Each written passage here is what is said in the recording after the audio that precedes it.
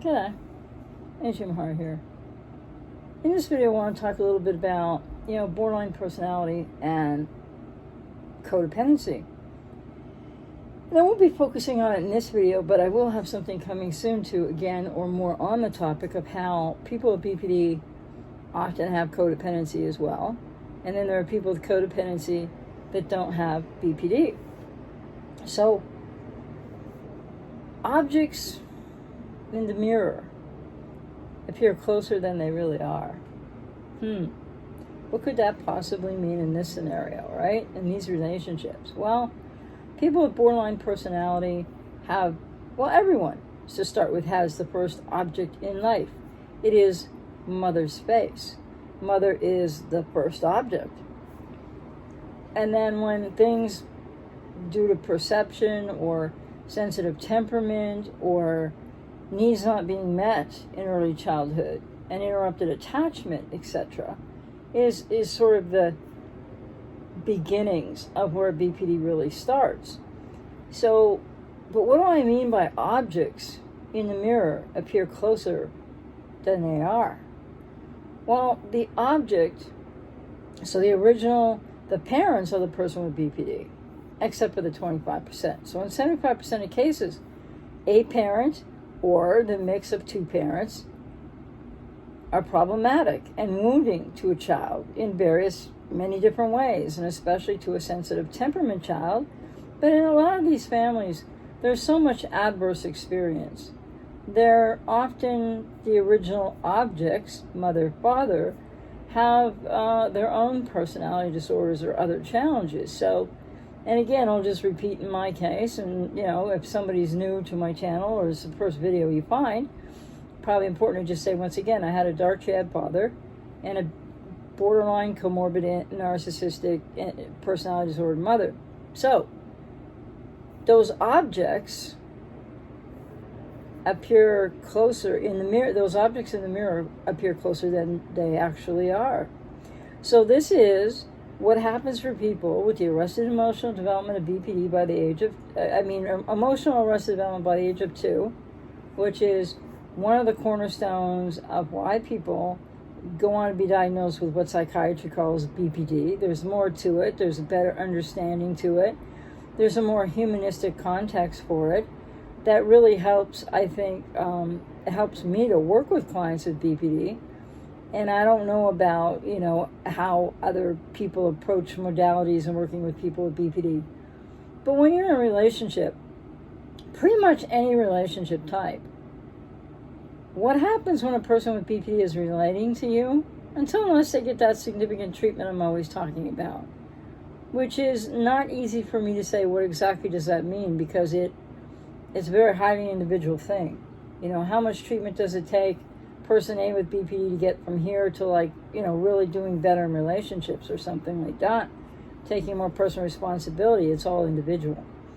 So with the objects in the mirror appearing closer than they are, people with BPD, so what happens to them when they're triggered to emotional dysregulation and dissociation, which can also involve age regression emotionally, and then they have their responses, externalizing, raging, acting out, internalizing, more sort of quiet, and they pull away from people. And either way, other people find both of these presentations really difficult to cope with, really confusing, and everybody who's with somebody with BPD is trying to look for the person that you thought they were when you first met them, in the case of significant other relationships.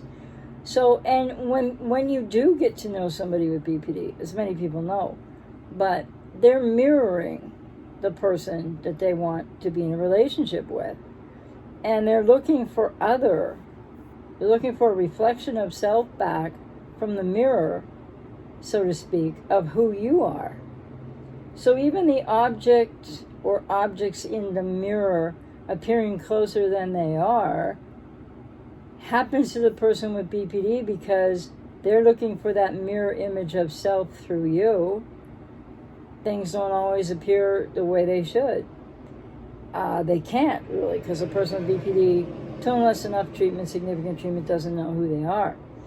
So then on the other side of objects in the mirror appear really closer than they are is for loved ones, for a parent, and 25% of an adult child with BPD, any relationship type, is that you are trying to be kind, caring, loving, giving, supportive, even rescuing, enabling, trying whatever it takes to make a relationship work, a friendship work.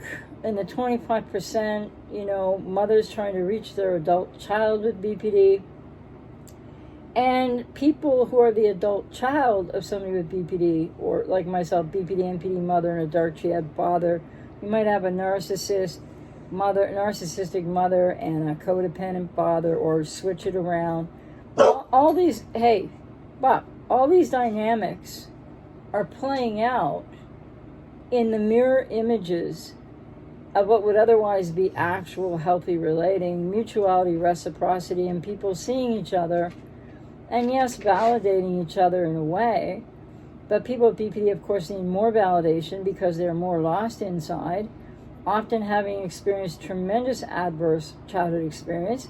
And for some people, that adverse childhood experience goes on into adulthood to various different ages, with enmeshment with family, and how difficult it is for some people, many in the world with BPD, to navigate working, to navigate coping in many ways. So then they end up being with family or going back to family after an elongated period of time. So the objects in the mirror appearing closer than they are is kind of on both sides of the equation. Because, the second you think that you're close to somebody with BPD, something usually happens, right? And they're distancing, whether it's through chaos, drama, raging, acting out, or withdrawing totally, or something in the middle. And then you're like, now what? And it's very painful. And it's very painful for people with BPD too, because they don't always know why they're doing what they're doing. It's defensive, like I mentioned in another video, but it's a sort of seemingly self-absorbed presentation, but not like a narcissist. They're so busy defending against these emotions that they feel. And then when they do feel these dysregulated emotions, they go back to their past, but their past comes flying into the here and now, putting objects in the mirror appearing way closer than they really are. Repetition, compulsion experiences of the now for people with BPD dissociatively being lost to the past flying into the here and now. And what happens to that mirror, and I don't mean mirror image like two people are the same. What happens though when the person with BPD is looking into that mirror that you represent, that object other, parent, good parent never had, or wounding parent mirror, depending if it's idealization or devaluation? What's happening for the person with BPD there? Well, they can't see their own reflection. They don't see themselves in that reflection. Or it starts to be like a funhouse mirror. It's really distorted. And then they come at you with everything they feel because they don't know why they're feeling what they're feeling, and it puts them into incredible fear and a lot of anxiety. And then what happens is, so they come at you because you're that they are as much as you are the object in the mirror that appears closer than it is. So as soon as they're triggered to emotional dysregulation, the one side of the mirror that they're seeing there is their past flying into the here and now, and many aren't, until unless significantly treated, they aren't aware of what that is, and so they automatically ascribe to the person closest to them that you've done something really horrible, really mean, really, dastardly to them, or why would they be feeling how they're feeling? They don't recognize that their feelings are coming from inside of themselves, and so then they're projected out, they're disavowed and thrown back at you as if they came from you, but that's not the case. And they don't realize that unless enough treatment, because they're re-experiencing something from childhood in the 75% of those diagnosed with BPD wherein things were really coming from a parent. They really were getting wounded by a parent. So That's a repetition compulsion of a re-experiencing of something in the here and now, object from the past, mother or father, appearing really closer in that mirror where the person's own reflection isn't if they have BPD. So what happens with this objects in the mirror appear closer than they really are with the codependent in the relationship, or the other, the parent of the adult child, or the adult child who's got a parent with BPD, etc., all relationship types. What's happening for you there with somebody with BPD? Or what happened if now you are the ex of somebody with BPD, or you are a parent of an adult child and there's no relationship left, there's no relating, it's sort of like a no contact situation from your adult child. Or if you are the adult child with a BPD parent, you may be having a lot of difficulty trying to navigate staying in contact with the parent. So what happens on the other side of this mirror is that this is where the emotional cognitive dissonance plays out as you look into the mirror where objects appear closer than they really are. You think that this person with BPD, and the word object is from object relations. I'm not calling people things or its or objects, okay, just to be clear. So people with codependency, people in general around people with BPD, but mostly that's people with codependency, they have this experience of continually seeking to find the person or the better part of the person, but in significant other relationships, looking for the person that you thought they were when you fell in love with them, when everything was just great in idealization in the beginning. But if you think about it, it happened really quickly, didn't it? And they sort of like really wanted, they were rushing everything. And in many cases, it's not just about dating and being exclusive and other things that get rushed, but it's like, hey, let's get married. And people, when you're being idealized, you have to realize if you're falling in love in general, in a healthy way, your boundaries are going way down. If you had any boundaries to begin with, because lots of people with codependency don't right now still. And then so your boundaries, your ego boundaries, everything's relaxing, and the idealization from somebody with BPD feels amazingly wonderful. Just like if somebody was falling in love with somebody healthier, both people being healthier, it still is a situation of boundaries come down and some really amazing feelings of all different sorts. So for people on the other side of people with BPD, the mirror, the object in the mirror that appears way closer than it is in fact the person that you fell in love with, the person that you thought you knew, the person that presented to you a certain way with BPD. And now it's like, if you peer into the mirror, it starts to have a fun house. And I don't mean there's anything fun about this, but that warped kind of view. And it's like, who is this person now? And what's going on? And where's the person that, I met? Where's the person, or where's my adult child that they were 3 years ago? Or, why my parent might have had, a BPD parent might have had something that seemed like you could relate to, but now it's gone.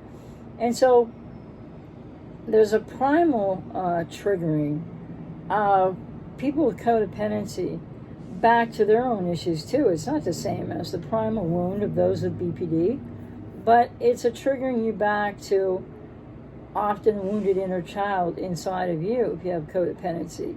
So you're now dealing with pain, confusion, and a lot of things that might still be subconscious within you, but you're dealing with it from both sides.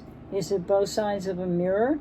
You, yourself, who you knew yourself to be, because people lose themselves rather quickly in some cases when relating to somebody with BPD.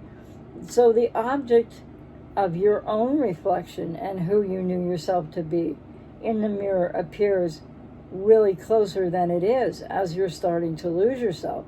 And people may realize this or may not realize it for some time. So that image starts to kind of fade. Who are you now? And what are you being triggered back to with codependency? And so it did, the object in the mirror, or objects in the mirror appearing closer than they are. The person with codependency means, where did this person who I love and care about, or who I loved and cared about, where'd that person I thought they were go? And on the other side of the equation, people with BPD are like, sort of, if I could put it this way, subconsciously, deer in headlights to their mirror, to the objects appearing closer in the mirror than they really are to them, which is all that triggered emotional dysregulation and re-experiencing dissociatively and age regressing to unresolved childhood adverse experience. It comes right into the here and now, thrusts anybody close to them into the object other parent representative role, whether that's idealized not had parent or not perceived parent, or into valuation, the object other parent representation of wounding parent. So with BPD, with codependency, in these relationships, the mirror image, objects in the mirror, appear closer than they are. And then that mirror takes on that sort of warp, I'm just saying fun house is what they're called. It's not about fun. Type of distortion in the mirror. This happens for people with BPD for most of their lives unless they get enough treatment.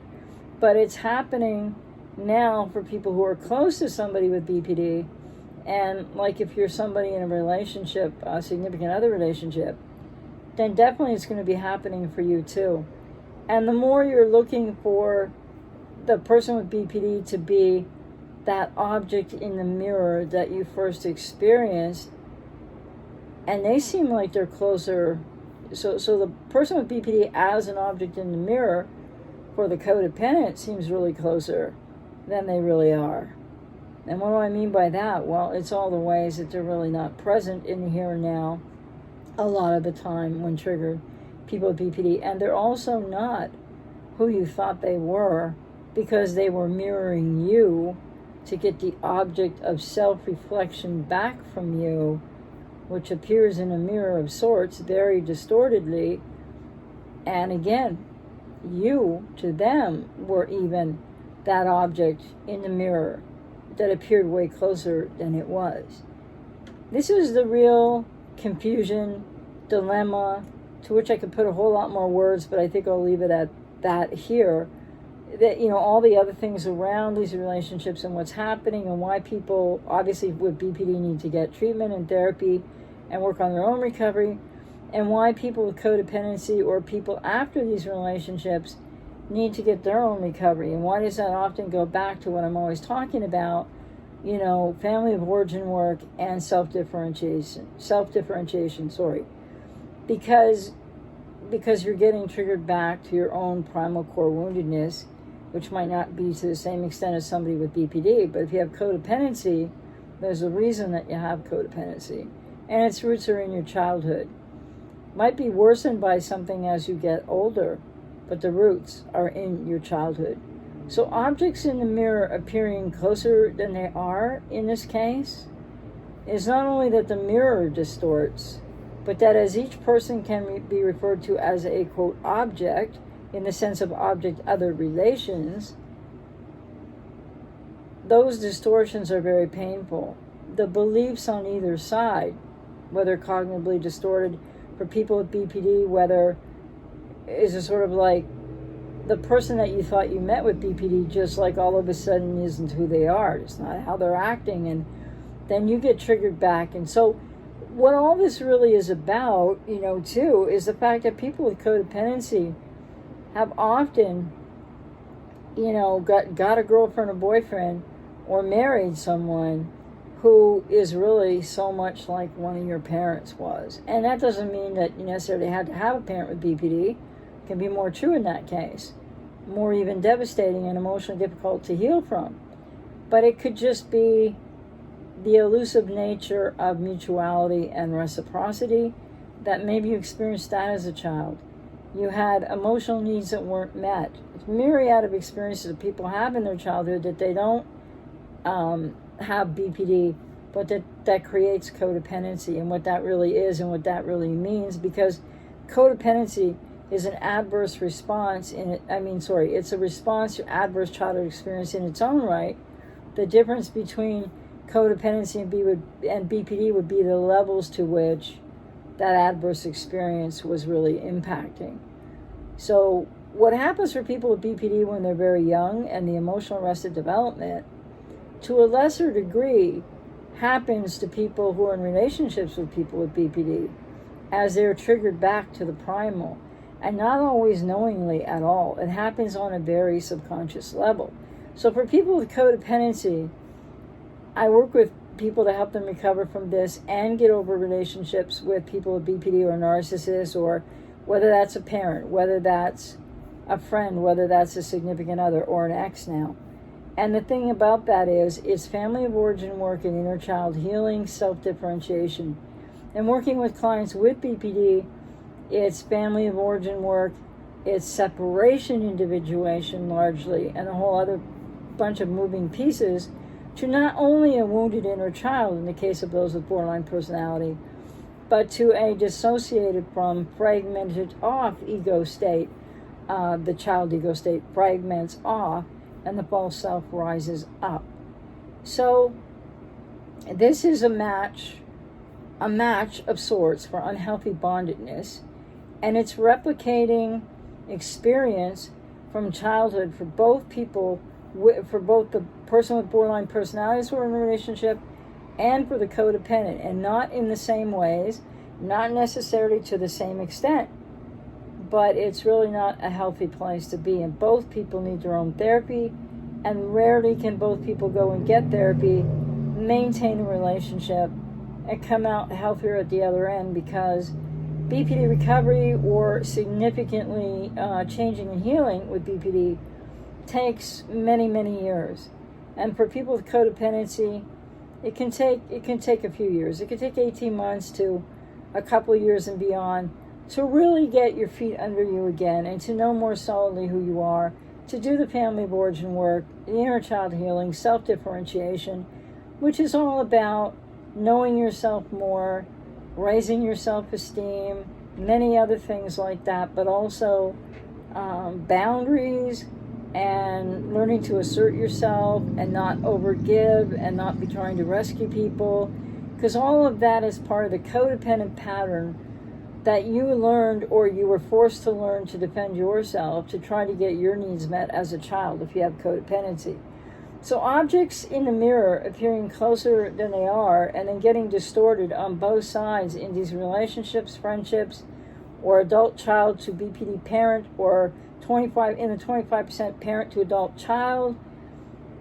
It's not just all about people having BPD. It's everything about what goes on with them and the behavior they exhibit due to the adverse experience and emotions they don't know how to deal with, and they don't understand consciously what's going on.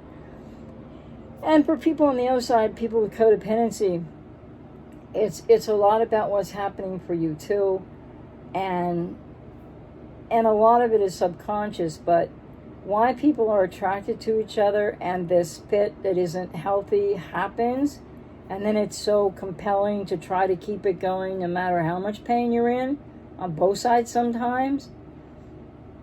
Objects in the mirror appear really closer than they are, and they distort, and they appear really different than they are. And if you look at the relationship as a middle mirror to each mirror of the person with codependency and the person with BPD, what's happening in the mirror in between is that objects aren't just appearing closer than they really are. Objects, as in each person, appearing very differently to themselves after these kind of relationships and after all the tumults and the chaos and the drama and the losing self. The person with BPD not knowing self, and the person with codependency maybe having some really varying degrees of knowing self, really loses self. And so there's something very painful in all that, and there's something very, almost what people with BPD go through, people with codependency go through, starts to come into a middle to meld a bit in some overlapping similarity, but I'm not saying they're the same at all. So But I hope that was helpful, or just gives you a different, lens, no pun intended with the mirror, but a different way to think about it. Because object relations theory explains BPD and to a degree NPD very well, but it's also about human relationships and what's required for healthy relationships.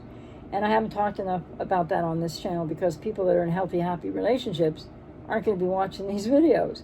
So, yeah, with that, I think I'll end here. I think there was one other thing I was trying to remember that I was going to say, but between people with codependency and people with BPD, or even a narcissist for that matter, but objects in the mirror appear closer than they are. And then after it becomes apparent that they're not really, and you're no longer who you thought you were, and so that the reflection of yourself or the person with BPD in the mirror, not as close as they appeared, and maybe not even your own image in the mirror now, after you've been really hurt, confused, as a codependent, triggered back to something primal inside of yourself that is often subconscious for most people. And that's another part of why it hurts so very badly on both sides. And people don't know what to do. And even when I work with clients in the beginning, it can be difficult for them to get into the inner child healing work, really open to that, to embrace it. Because just like for those in BPD recovery, people have to be willing to embrace the pain that's going to set you free by processing and releasing it. Hope that was helpful. Take care.